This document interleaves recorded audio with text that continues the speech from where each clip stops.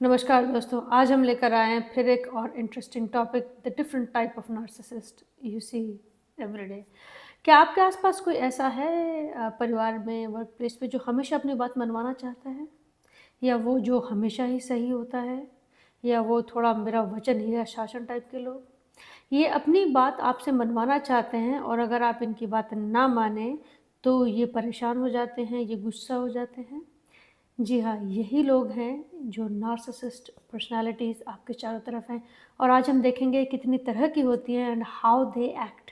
Narcissism is not self love, it is a tendency कि दूसरों को कंट्रोल करके अपनी बात मनवाई जाए और अपने आप को बड़ा सा। तो सबसे पहले आते हैं ग्रैंडियोसिस नार्सिसिस्ट। ये अपने आप को बहुत बड़ा, बहुत महान साबित करते हैं। जैसे मैंने आपको पहले बताया कि मेरा वचन ही है शासन टाइप, कि भाई हमने सबको सिखाया है, तुम अब हमें बताने आए हो।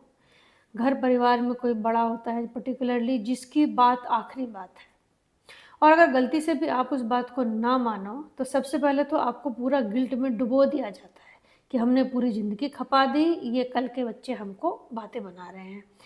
और बात अगर तब आप उस पर भी अड़े रहो तो फिर आपको साइलेंट ट्रीटमेंट दिया जाता है, आपसे बात नहीं की जाती, आपको ताने मारे जाते हैं।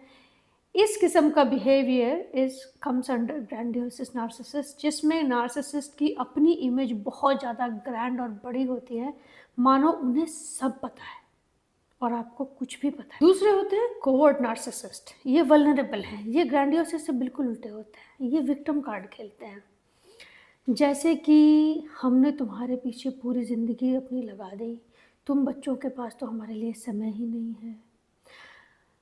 हमने तो अपना पूरी की पूरी कमाई जो थी वो तुम पे खर्च कर दी, अब हमारे पास तो कुछ भी नहीं बचा। या फिर हमारी जो ये हालत है इसके तुम ज़िम्मेदार हो, क्योंकि हमने तो अपना सब कुछ इसमें लगा दिया। So they try to play such a victim card कि आप इतने गिल्ट में आ जाएँ कि आप उनकी किसी बात को मना ना कर पाएँ। ये बहुत टिपिकल जो रिलेशनशिप में देखा जाता है, तो अक्सर ये मदर इन लॉ और आपके हस्बैंड के बीच का रिलेशनशिप होता है। अक्सर ये विक्टिम कार्ड प्ले किया जाता है कि भाई हमने तो जो है सारी ज़िंदगी लगा दी, अब तो हमारी सेवा करो। I am not stereotyping in this relationship, but most commonly in areas में ये देखा गया है। तीसरा है कम्युनल नार्सिसिस्ट।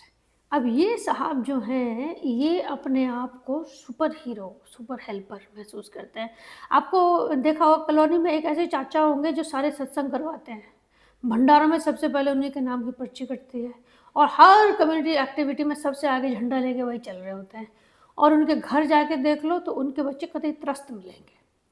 भाई सब बाहर मेरी इतनी इज्जत करते हैं, इतना मान करते हैं, तुम्हें मेरी कोई कदर नहीं है, तुम्हें मेरी कोई परवाह नहीं है।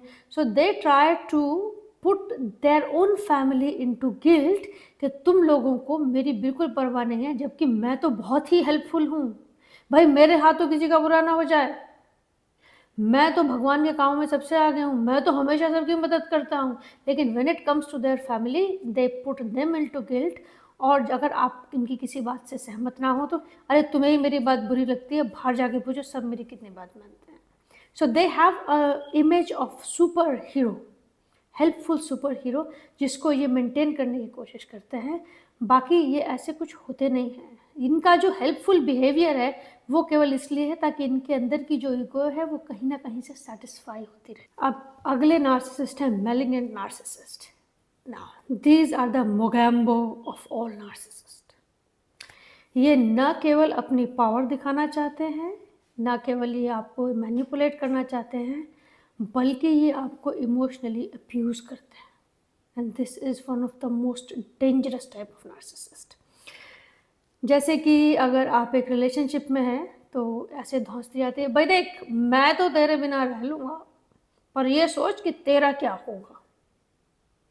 या अगर आपके पेरेंट्स हैं जिनसे आपने कुछ बाउंड्री सेट करने की कोशिश की या अपना करियर चेंज करने की कोशिश की, तो they get really really upset और वो आपको हर तरह से कंट्रोल करेंगे कि भाई हमने तुम्हें पढ़ाया लिखाया है, तुम्हें हमारी बात माननी चाहिए, तुम इस जगह से क्यों जा रहे हो, तुम्हारी जिम्मेदारी है कि तुम हमारा ध्यान रखो।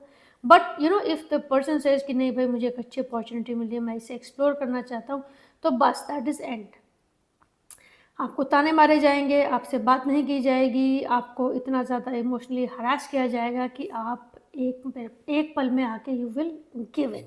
इनके साथ रहना इसलिए बहुत ज़्यादा मुश्किल है क्योंकि जिस परिवार में ऐसे सदस्य होते हैं, उसमें आप बात भी नहीं कर सकते। आप कंसिस्टेंटली इस डर में रहते हैं कि कहीं इन्हें पता नहीं किस बात का बुरा लग जाए। ऐसे घरों में अक्सर डर और सहमे रहते हैं लोग, डर का माहौल बना रहता है and it becomes very hard for other people to live with this type of narcissist और specially if they are in power, ये पेरेंट्स हैं या ग्रैंड पेरेंट्स हैं, then it is even worse. तो ये इंटरजनरेशनल तक ये ट्रॉमा दे करके जाते हैं। So that's why it's one of the most complex form of narcissist. Next is closet narcissist. ये वो narcissist हैं जिनको अंदर अंदर तारीफ चाहिए लेकिन मुंह से नहीं कहेंगे। जैसे कि आपके कोई फ्रेंड है, वो खूब तैयार होकर के आप लोग पार्टी में गए और आप उनसे कहो कि यार तुम बड़ी अच्छी लग रही हो। अरे नहीं, मैं तो ऐसे ही हूँ, तुम देखो कितनी अच्छी लग रही हो। अगर आप किसी दूसरे बंदे को कहते देखो फलानी कितनी अच्छी लग रही है, दे गेट एंग्री। वो पूरा दिन आपसे बात नहीं करेंगे उस पूरी पार्टी में। क्यों? क्योंकि तुमने किसी और की तारीफ़ कैसे कर दी, जबकि मैं अगर डिनाई भी कर रही हूँ तो तुमको कंसिस्टेंटली मेरी तारीफ़ करनी है, you know, as if you are mind reader. So ये अंदर ही अंदर चाहते हैं कि आप इनकी तारीफ़ भी करें, इनकी ईगो भी सेटिस्फाई, मुंह से नहीं कहेंगे। अब इसका एक क्लासिक एग्जांपल लीजिए कि फ़र्ज़ कीजिए कि आपकी मदर हैं या मदर इन लॉ है और मदर्स डे आ रहा है।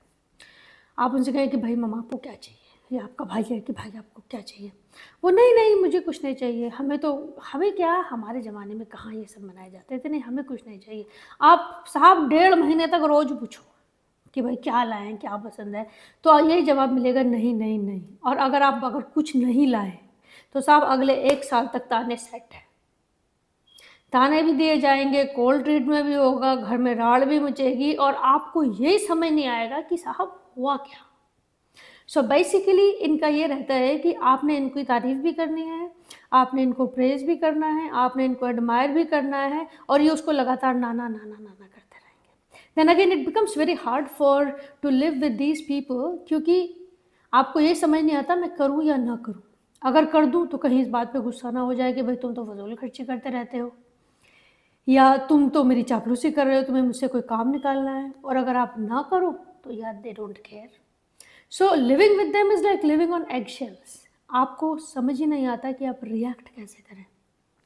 So this is also a slightly complex type of narcissism. दोस्तों नार्सिसिस्ट या नार्सिसिज्म के पैटर्न हर घर में मिलते हैं। कभी गिल्ट के फॉर्म में, कभी अथॉरिटी के फॉर्म में, कभी कंट्रोल के फॉर्म में, कभी साइलेंट ट्रीटमेंट के फॉर्म में, कभी इमोशनल मैनिपुलेशन के फॉर्म में। The best way to act is be aware, अपनी बाउंड्रीज सेट करें और बिल्कुल बिल्कुल कोशिश ना करें इन्हें बदलने की। तो नार्सिसिस्ट कैसे हैं कि उनके जज्बात भी उन्हीं की तरह खुदगर्ज निकले कि कमबख्त रोना भी आया तो अपने ही ऊपर। Thank you very much for your time and will join you again with another concept. Thank you.